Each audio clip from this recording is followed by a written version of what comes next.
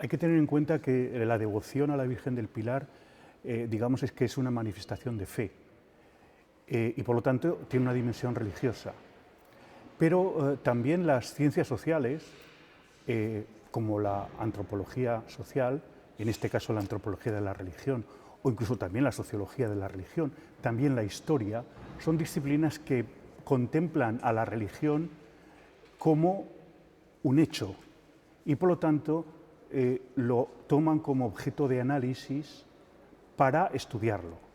Digamos que esa es mi perspectiva sobre la devoción hacia la Virgen del Pilar, que no entra en sí la fe o no entra en calificar o evaluar la fe de la gente, que no es asunto nuestro. Es decir, nuestro asunto no tiene que ver con la fe.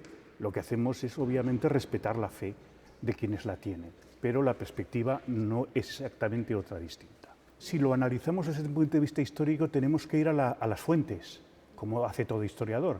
Nos llevan a un documento de finales del siglo XIII, que es el primer documento en el que, vamos a decir, que se relata el milagro que todos conocemos de la aparición de la Virgen del Pilar al apóstol Santiago y a sus compañeros sobre una columna a orillas del Ebro, y en el cual le dice que levante allí una iglesia. Bien, ese es el milagro, el relato, pero ese relato no tenemos una versión de él escrita hasta finales del siglo XIII. La historia también nos dice que aquí hubo desde muy antiguo una iglesia dedicada a Santa María y que esa iglesia, que probablemente existiera en la época visigoda y después fue el templo fundamental de referencia para los mozárabes de Zaragoza en la época de la dominación musulmana, se llamaba Santa María la Mayor.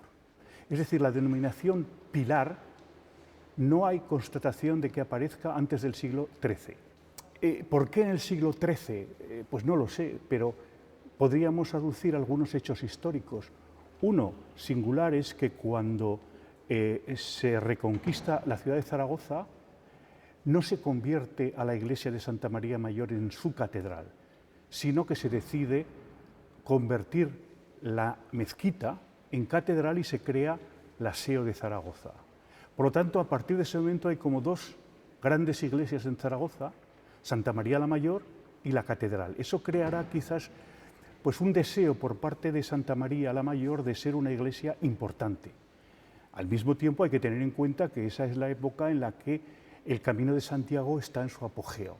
Y el Camino de Santiago, lógicamente, es una historia, un relato que nos habla del apóstol Santiago. Qué mejor manera de crear una gran devoción asociada a un templo como Santa María la Mayor que un relato que ponga en relación a ese templo con Santiago, para atraer peregrinos que le dieran a esta iglesia, vamos a decir, una entidad que probablemente había perdido como consecuencia de la erección de la SEO como catedral. Desde el punto de vista histórico, ver de alguna manera cómo surge la devoción a la Virgen del Pilar. Yo diría que la devoción a la Virgen del Pilar es un hecho cultural, podríamos decir, además de religioso, pero que desborda el marco estricto de la fe, algo a lo que a veces se ha llamado la religiosidad popular. La Virgen del Pilar es uno de estos fenómenos en los cuales la devoción desborda estrictamente lo que es la fe, lo cual no significa que gran parte de esas personas tengan auténtica fe y devoción religiosa a la Virgen.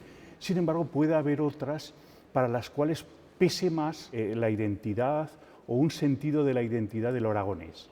La devoción a la Virgen del Pilar, vamos a decir que ha evolucionado mucho a lo largo del tiempo, como este templo en el que estamos, que ha ido cambiando mucho desde haber sido esa iglesia seguramente visigoda o mozárabe a pasar a ser después una iglesia románica, después una iglesia gótico-mudéjar y la iglesia barroca que vemos en este momento. Todo ha cambiado, la devoción también.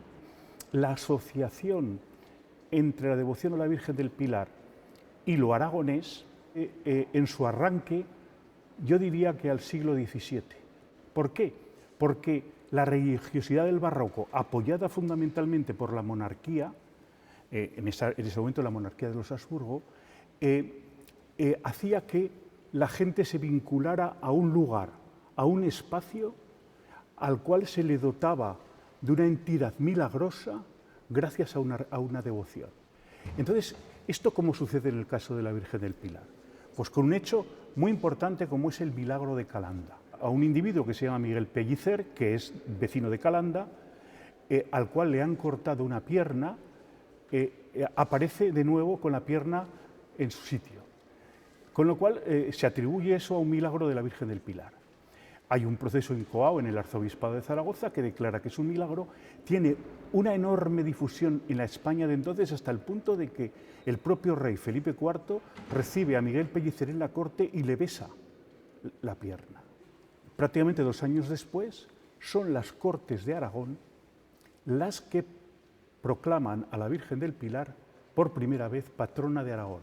El vínculo entre, vamos a decir, la devoción a la Virgen del Pilar y llamémosle el aragonesismo, entre comillas, viene fundamentalmente de este hecho.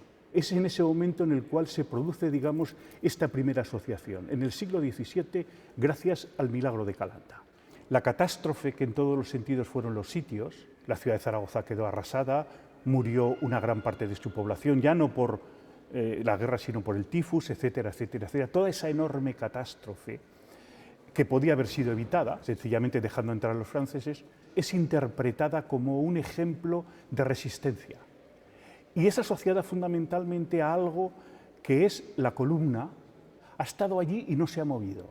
Luego la idea de que resistimos, no nos movemos, reblamos, etcétera, etcétera, es una concepción de lo aragonés asociado a la Virgen del Pilar y a la columna que nace como consecuencia de la lectura que posteriormente a los sitios de Zaragoza se hace por parte de escritores, por parte incluso de músicos que hacen obras, y algo que veremos muy claramente manifiesto en la jota.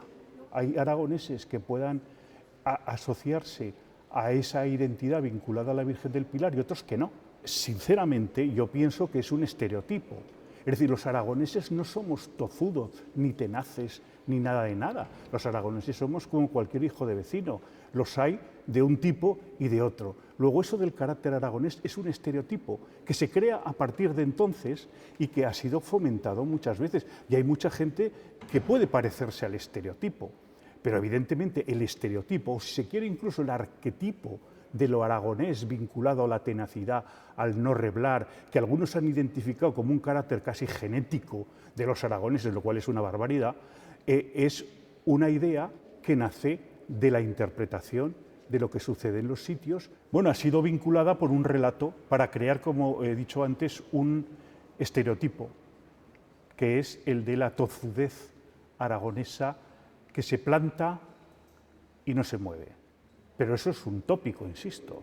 Unos que son devotos expresa un sentimiento religioso, para los que no son tan devotos que expresa una idea acerca de quiénes son como aragoneses.